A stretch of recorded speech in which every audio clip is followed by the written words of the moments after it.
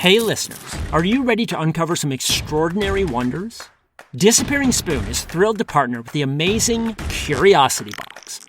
It's a science subscription service for curious minds.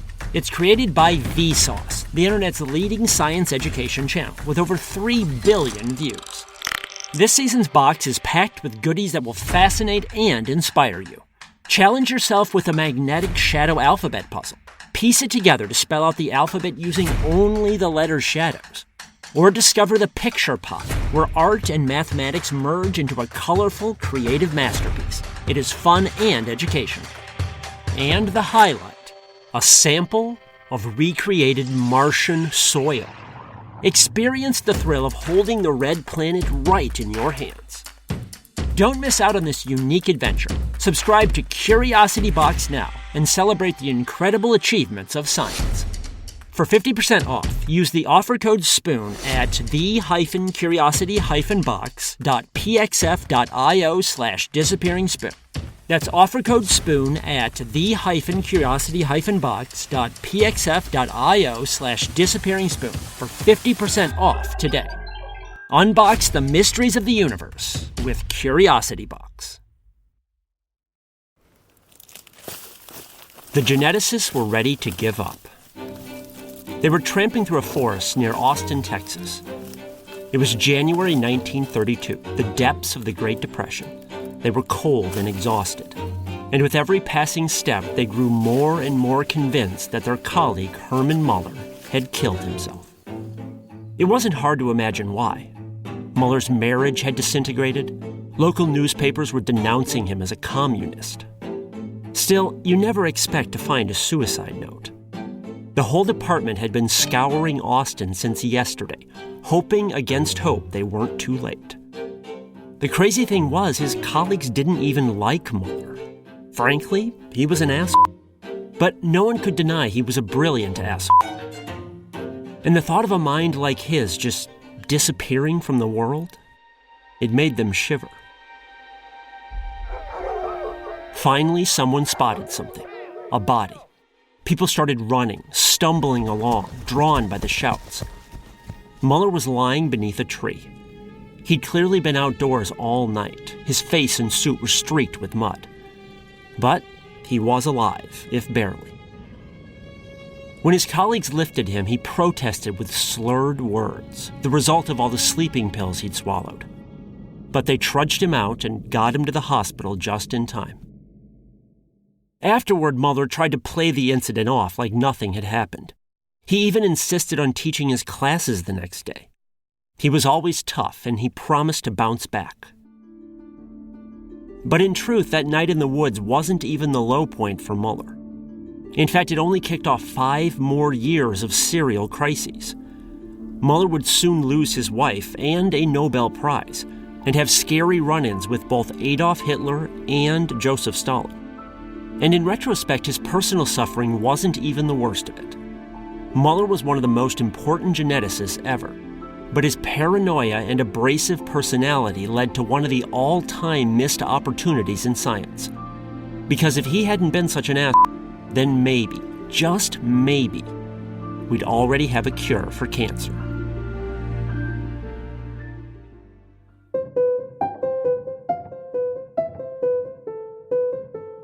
From the Science History Institute, this is Sam Keane and the Disappearing Spoon, a topsy-turvy, science-y history podcast, where footnotes become the real story.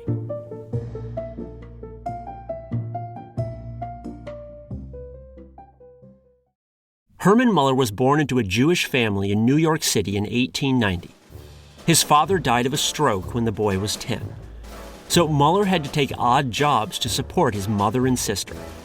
He ran errands for hotels and banks and taught English to immigrants at night. Despite the hardship, Muller excelled in school. He was handsome but short, and he was determined to prove himself. He skipped 2 grades and later co-founded the first high school science club in the United States. He then enrolled at Columbia University at just 16 years old. That would prove the best and worst decision of his life. Columbia was the epicenter of the new science of genetics. One lab in particular stood out, the so-called fly room, led by Thomas Hunt Morgan. Readers of my book, The Violinist's Thumb, might remember the fly room under Morgan as both revolutionary and utterly disgusting. Morgan studied genetics in fruit flies, and he'd chosen those flies for 2 reasons. First, fruit flies reproduce every 2 weeks, a quick turnaround that makes it easy to study how genes for traits get passed from generation to generation. Second, Morgan studied fruit flies because they were cheap. He could feed them rotten fruit and store them in milk bottles, which his students stole from stoops around New York. The tiny fly room contained hundreds of these bottles on shelves, all buzzing madly. Unfortunately, all the rotten fruit and poorly washed milk bottles meant that the tiny fly room smelled awful. It didn't help that Morgan crammed several sweaty adolescents in there as assistants. P.U. Visiting scientists were amazed at how squalid the place was. But those visiting scientists kept visiting because Morgan's team made several brilliant discoveries about what genes and chromosomes were, about genetic diseases and how mutations spread, about the deep links between genetics and evolution. Much of modern biology began in that squalid fly room. And Hermann Muller was right there in the thick of things. He had dozens of brilliant insights. Unfortunately, personality clashes with other lab members undermined his contributions. Even Muller's best friends recognized his flaws. He was insecure, tactless, heavy-handed. It didn't help that Thomas Hunt Morgan shamelessly favored certain assistants over Muller, Morgan's golden boys. These golden boys got desks right next to Morgan in the fly room. In contrast, the cranky Muller often had to work down the hall. It probably smelled better there, but the banishment provoked his jealousy. And while Morgan paid the golden boys a salary, he refused to pay Muller anything. So Muller had to keep working odd jobs to support his mother. His meals mostly consisted of sandwiches scarfed down on the subway between gigs. After years of this, Muller finally had a nervous breakdown and collapsed from exhaustion. Amid all the slights he suffered, however, one thing above all enraged Muller: the fact that Morgan borrowed or stole Muller's ideas. Morgan was one of those scientists who believed that ideas were cheap. Anyone could spout off some theory. What mattered to Morgan were experiments, data, proof. And while Muller did think up loads of clever experiments, he rarely got around to actually performing them, partly because he did not have time. But Morgan thought he was just being lazy. Today we can see that both Muller and Morgan were half right. Muller's ideas were brilliant, certainly, but they were just that, just ideas, until Morgan and others proved them right. At the same time, Morgan and company might never have run the experiments had Muller not suggested them. Science needs both things, theory and experiment. Sadly, at the end of the day, Morgan was older and more powerful. As a result, he got credit for much of Muller's work, all of which made Muller seethe. He endured it for years. Finally, in the 1920s, he bolted to a college in Texas to start a rival lab. But if Muller thought he'd find some peace there, he was dead wrong. To be sure, Muller did some brilliant work in Texas. His most important discovery involved radiation and mutations. Before this point, scientists studying mutations in flies had to sit around the lab and just wait for mutations to pop up naturally. Maybe one did per month, if they were lucky. It was slow and inefficient. In contrast, Muller discovered a way to mass-produce mutations by firing X-rays at fly eggs. This greatly sped up the pace of genetics. Scientists worldwide saluted him. He'd finally crawled out of Morgan's shadow. But just as his professional life soared, his personal life began unraveling. Shortly after moving to Texas, Muller met Jessie Jacobs, a rare female mathematician with a university job. They fell in love, got married, and had a son. But having a child got Jacobs fired from the University of Texas. Why? because her bosses felt that raising a child should be her first priority and that her job would interfere. So she got the boot. This upset Mueller, and Jacobs was of course even more outraged. She felt stifled and frustrated, and the whole situation put a huge strain on their marriage.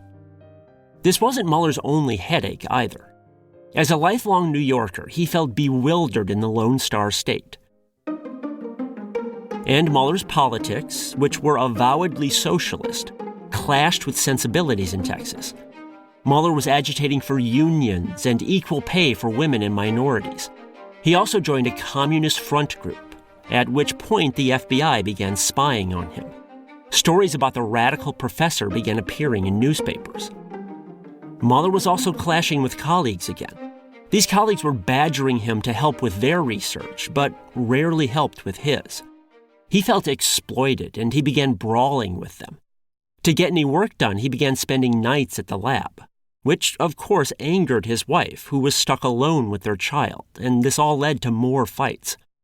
Mueller was already going bald by then, and the stress no doubt accelerated the process. This vicious cycle culminated in his suicide attempt in 1932. His suicide note said he was, quote, too psychologically old to continue the struggles. He was all of 42 years old. In the note, Mueller willed $1,000 to the Communist Party. He did not mention his wife or child at all. It was nevertheless his wife who saved him.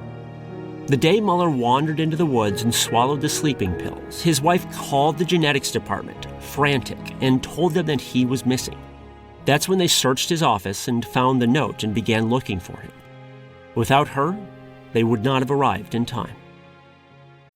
When you need mealtime inspiration, it's worth shopping Kroger, where you'll find over 30,000 mouth-watering choices that excite your inner foodie. And no matter what tasty choice you make, you'll enjoy our everyday low prices, plus extra ways to save, like digital coupons worth over $600 each week. You can also save up to $1 off per gallon at the pump with fuel points. More savings and more inspiring flavors make shopping Kroger worth it every time. Kroger, fresh for everyone. Fuel restrictions apply.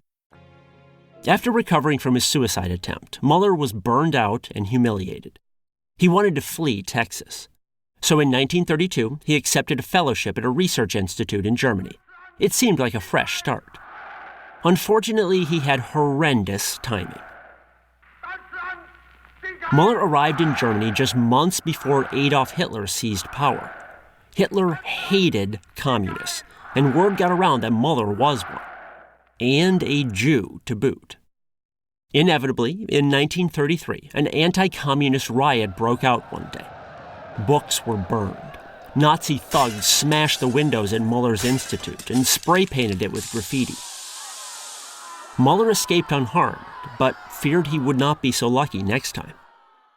Meanwhile, unexpectedly, more bad news arrived from America. There, his old boss Thomas Hunt Morgan had won the Nobel Prize, based in part on work that his assistants had done. To his credit, Morgan realized this and was embarrassed, so he split the prize money with his assistants, but only with the Golden Boys. He cut out Herman Mueller, who did not get a dime. Talk about kicking someone who was down. So with no money and Nazi thugs running wild in Germany, Mueller fled to the Soviet Union. Once again, he was seeking a fresh start. And once again, he had horrendous timing. The USSR was undergoing a seismic scientific convulsion then. The reasons are complex, but in short, a huge fight broke out between geneticists and Communist Party scientists. You see, genetics then emphasized fixed traits that got passed without change from parent to child. But communist scientists hated that idea. They claimed that human beings had no fixed traits. Instead, they said you could remake humans to an infinite degree by changing their environment. Some communist scientists even denied that genes existed. Now, Mueller was actually a critic of unthinking genetic determinism. For instance, he criticized certain eugenicists for blaming poverty on defective genes. He argued that poverty often had roots in social and political issues. At the same time, saying that genes didn't exist was crazy bonkers. Environment is important, sure, but humans do have inborn traits. So in 1936, Mueller stood up in front of 3,000 Soviet scientists at a conference and denounced the anti-genetics crew as charlatans and thugs. It was incredibly brave and incredibly stupid. The anti-genetics crew had the ear of the big guy, Joseph Stalin, and according to them, there was no middle ground here. If you weren't completely on their side, you might as well be Hitler. These thugs soon made genetics illegal in the Soviet Union. 2 of Mueller's students were even jailed and executed for not renouncing genetics, the first of many deaths to come. Hermann Mueller once again found himself a marked man in a despotic country. And once again, he barely escaped with his life. The Soviets allowed him to leave the country only when he promised to fight for the communists in the Spanish Civil War. Mueller arrived in Spain in 1937, served 8 weeks with a medical group, then fled. Mueller's wife had already divorced him by that point, so he was all alone. He drifted to jobs in Edinburgh and Massachusetts. He finally landed a permanent post at Indiana University, which recruited Jewish professors that snobby East Coast schools often shunned. Mueller settled there in 1945, and shortly after he finally won some recognition, albeit for terrible reasons. In August 1945, World War II ended with atomic bombs over Hiroshima and Nagasaki. Those bombs exposed people to massive amounts of radiation, including high-powered X-rays called gamma rays. Well, Mueller had first discovered how X-rays affect genes by mutating them. So suddenly, his work looked alarmingly important. As a result, Mueller won the Nobel Prize in 1946. Now, in some ways, the Nobel Prize was the capstone of Mueller's professional life. He had suffered a lot, but finally got the recognition he deserved. However, there is a bit more to unpack here. Thankfully, there have been no atomic bomb attacks since 1945. As a result, radiation damage remains rare today. But in all the hoopla about atomic bombs, scientists missed another, subtler aspect of Mueller's work: its unexpected links to cancer research. In the 1920s, medical scientists started realizing that radiation can cause cancer. For instance, overenthusiastic dentists and other pioneers of X-ray research often died of cancer. And around that same time, Hermann Mueller demonstrated that radiation caused mutations to genes. So if radiation caused mutations, and radiation also caused cancer, could there be a link between mutations and cancer? Yes, except no one realized it. We normally don't think of cancer as a genetic disease, but it is. Whether it's breast cancer, prostate cancer, brain cancer, all cancers involve genetic mutations. These mutations allow cells to multiply out of control and destroy the body. Fundamentally, cancer is a genetic disease. And thanks to Hermann Mueller's work on mutations, scientists had all the pieces right there in the 1920s. Some historians speculate that if Mueller hadn't alienated so many colleagues, or been so paranoid and jealous about his ideas, then perhaps he or someone else could have made the leap and realized that genetic mutations are the root cause of cancer. Instead, cancer research balkanized into several warring camps. Some scientists blamed cancer on chemical pollutants. Others blamed viruses or bad diets. It was a huge, incoherent mess. Today, we can see the common denominator. Pollutants can cause cancer because pollutants mutate genes. Viruses can cause cancer because viruses also mutate genes. Ditto for radiation. But the world expert on mutations and radiation, Hermann Mueller, was too busy battling colleagues and fleeing foreign despots to work out the cancer connection. Mueller eventually died in 1967. And it was not until later, the 1970s, that scientists finally linked genetic mutations to cancer. 50 wasted years. Imagine if we could take the drugs and technologies of 50 years from now and import them back to today. I realize how speculative this all is, but imagine how many lives would be spared. It's even possible that we'll have cured many types of cancer in a half century. But that's cold comfort to the people dying right now. One of the beauties of science is that it's impersonal. The humanities are not. No one except Shakespeare could have written Othello. No one except Mozart could have composed the Magic Flute. But if Isaac Newton or Albert Einstein never existed, someone else would have eventually discovered what they did. That's why science is impersonal. The truths are universally accessible. But that's not to say that personalities don't matter in science. Yes, we eventually discovered what Herman Muller and his feuding colleagues missed about the links between genes, mutations, and cancer. But millions suffered and died during that long gap. Science might be impersonal, but real people still feel the sting of this lost chance every day.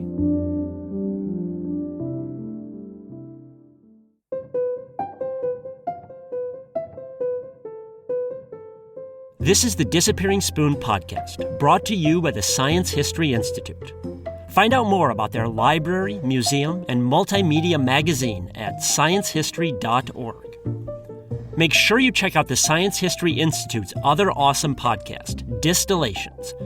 You can find their in-depth narrative stories and interviews about everything from space junk to sex, drugs, and migraines, anywhere you get your podcast, and on their website, distillations.org.